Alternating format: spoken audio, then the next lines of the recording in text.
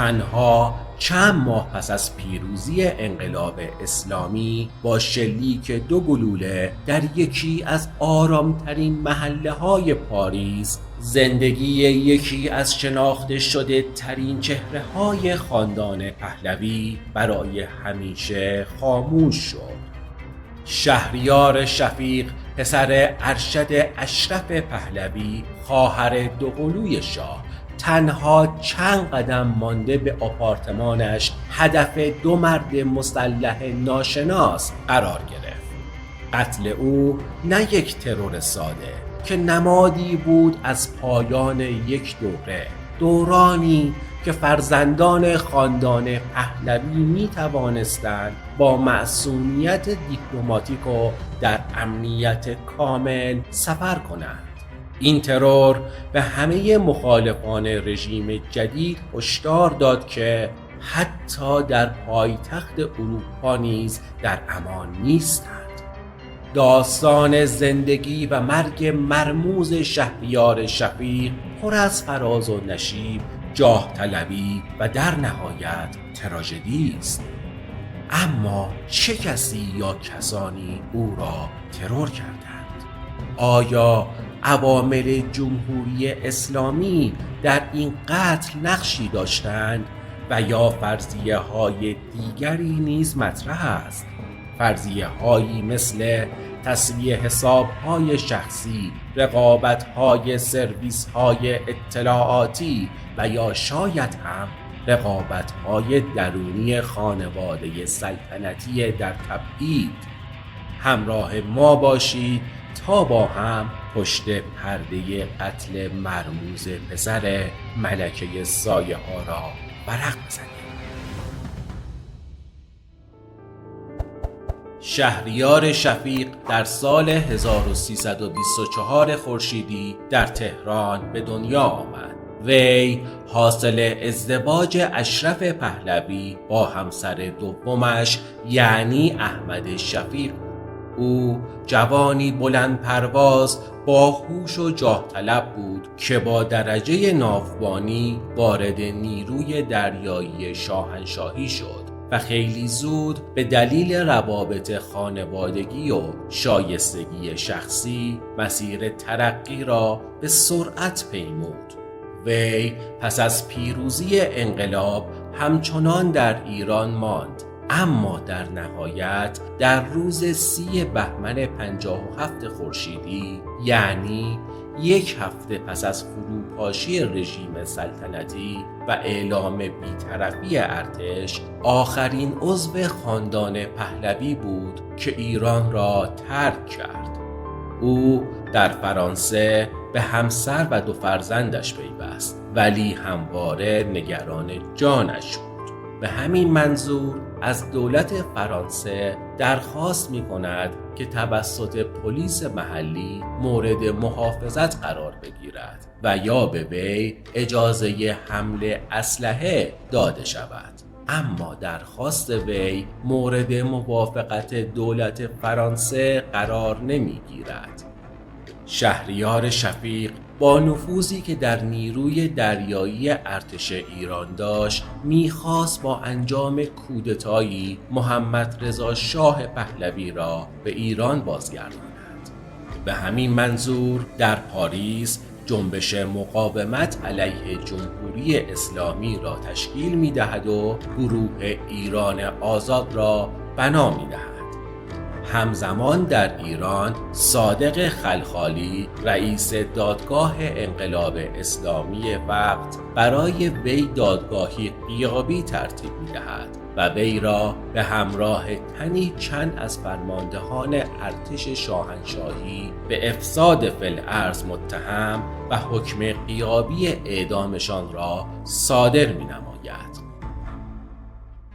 اشرف پهلوی که در آن زمان در امریکا زندگی می‌کرد، از منابع مطلع در سرویس‌های اطلاعاتی فرانسه و امریکا هشداری جدی دریافت می‌نماید، مبنی بر اینکه پسرش تحت نظر و جانش در خطر است.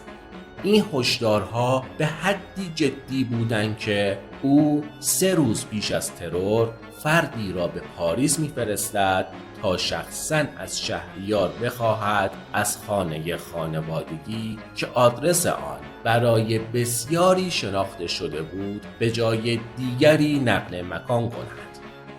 در نهایت در ساعت 13 روز جمعه 16 آذر سال 58 خورشیدی شهریار هنگام خروج از خانه خواهرش آزاده شفیق معروف به گاردانیا که در نزدیکی منزل مادرش در پاریس اقامت داشت به ضرب 2 گلوله افراد مسلح ناشناس در سن 35 سالگی کشته می شود.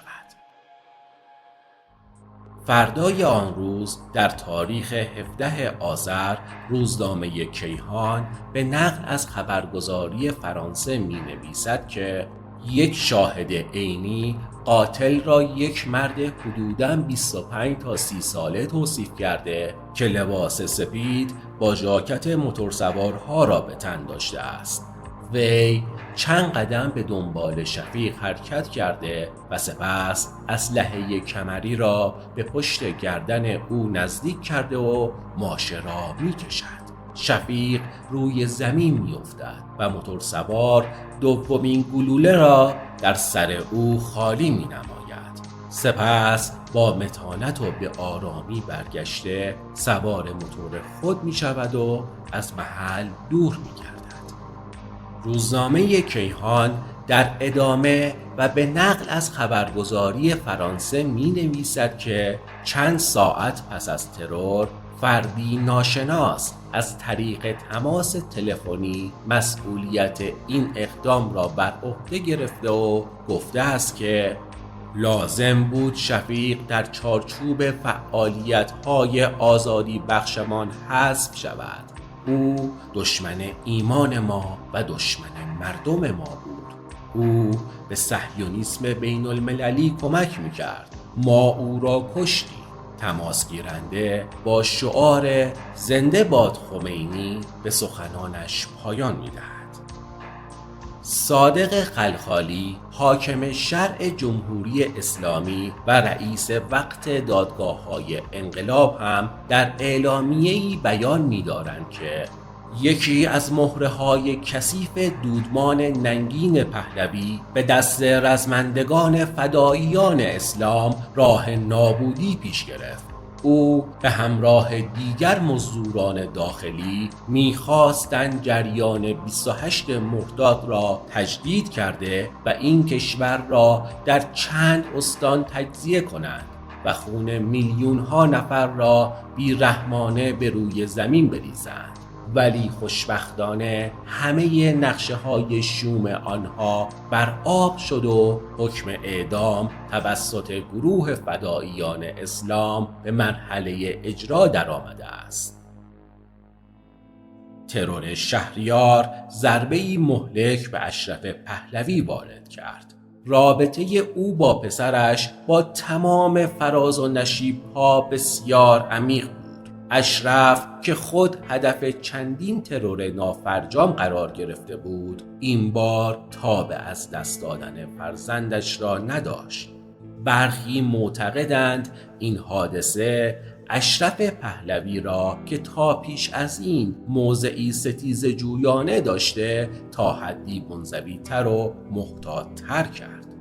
اما ضارب شهریار چه کسی بود؟ در ادامه به بررسی هویت ضارب شهریار شفیق می‌پردازیم. اگر تاکنون عضو کانال ما نشدید لطفاً کانال ما را سابسکرایب کنید و با لایک کردن و اشتراک گذاری این ویدیو از ما حمایت کنید. با بررسی اسناد به جای مانده در میابیم که 3 سال پس از ترور ناخدا شهریار شفیق روزنامه اطلاعات در یک آگهی ترحیم از سید عبدالله برقعی به عنوان قاتل شهریار شفیق یاد می کند. روزنامه اطلاعات در روز 9 فروردین 1361 در صفحه 11 می نویسد که شهید سید عبدالله برقعی یکی از جوانان پرشور حزب اللهی قم بود که در مقابله با گروه‌های ضد انقلاب و حذف لیبرال‌ها از صحنه سیاست تلاش خستگی ناپذیر را پیشه خود کرده و او بود که پس از پیروزی انقلاب اسلامی نسبت به اعدام انقلابی شهریار شفیق خواهرزاده شاه معدوم در پاریس اقدام کرده و پس از جاری نمودن حکم خدا 2 تیر خلاص به او شلیک نمود و بدون آنکه برگه ای از خود به جا نهد پاریس را ترک گفته است.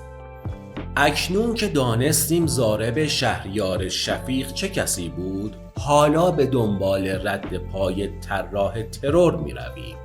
با کمی جستجو در لابلای متون قدیمی به نام غلام حسین مستقیمی تهرانی می رسیم، کسی که اطلاعات لازم را برای عبدالله برقعی جمع‌آوری کرده بود. ایرج مصداقی نویسنده و روزنامه‌نگار چنین می‌گوید: غلام حسین مستقیمی تهرانی در مراحل طرح و اجرای ترور شهریار نقش فعال و اصلی را بازی کرده. مراحل شناسایی و رفت و آمد شهریار شفیق در پاریس به مدد اعضای انجمن اسلامی در خارج از کشور انجام گرفته و امور لجستیک و مالی و اطلاعاتی و ارتباطی بین داخل و خارج برای اجرای این طرح توسط مستقیمی تهرانی سازماندهی شده است. داستان زندگی کوتاه و مرگ خشن شهریار شفیق روایتی است از خاطراتی که دور افتادن از قدرت برای صاحبان سابق آن به همراه می‌آورد. روایتی که در آن سیاست، انتقام و سرنوشت شخصی در هم می‌آمیزند و حقایق اغلب در مه تاریخ گم می‌گردند. سپاس که تا پایان این ویدیو همراه ما بود.